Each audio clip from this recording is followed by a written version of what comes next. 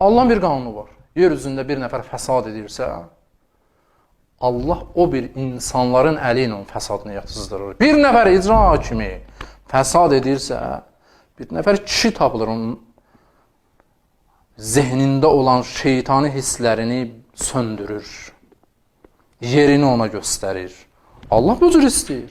Gözləyirsiniz ki, göydən Allah daş yağdırsın zalimin başına. Quran məntiqi bu deyil. Allah deyir ki, açıq-aşkar və la dəf'ullah ən-nasu ba'dahum bimazlə fəsədətil ard. Əgər Allah bir dəstə insanı, tağut, bir dəstə müminin əli ilə cəzalandırmasa, yer üzü fəsada bürünəcək. Bəs nəyə görə məntiq budur? Nəyə görə Azərbaycanda fəsad var? Möminlər süstülər. Deməli, müqavimət göstərirlər. Müqavimətin hikməti, fəlsəfəsi budur ki, fəsad yer üzündən geçsin. Bu zuhurdan öncə də belədir, zuhurdan sonra da belə olacaq. Qeybət dövründə də belədir, zuhur dövründə də bu belədir. Və sonra Allah yenə deyir, "Vəlakinnallahu zu fadlin alal alamin." Allah fəzl sahibidir aləmlər. Allah yenə bunu özünə nisbətdir. Deyir, düzdür, mən bir dəstə mömin əlindən digər dəstə kafiri cəzalandırdım. Amma mən elədim həqiqətdə bunu. Bəziləri tələsik deməsin, bunlar radikaldır.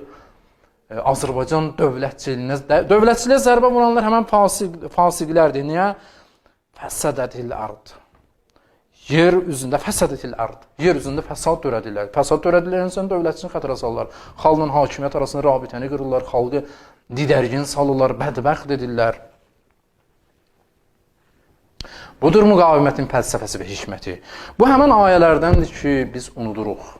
Yoxuyuruq savab üçün, ya qiraətimiz düzəlsin, hərflərin məxrəcini qəşəng tələffüz edə bilək, xını necə dedik, hını necə dedik, harada qalmaq lazımdır, harada getmək lazımdır, amma həyat tərzimizi buna uyğun qurmuruq.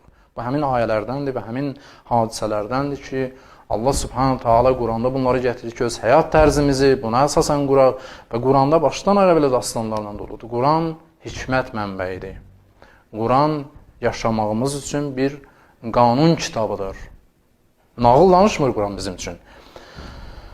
Bu mənada biz gərək ilahi rəhbərlərimizə itaat edək, biz gərək Allah qanunları çərçivəsində dünyaya baxışımız ola. Başqalarının haqqı yoxdur bizim üçün qanun yazsın. Kimsə gəlib bizim üçün qanun yazır. Bizim haqqımız yoxdur ona itaat etməyə.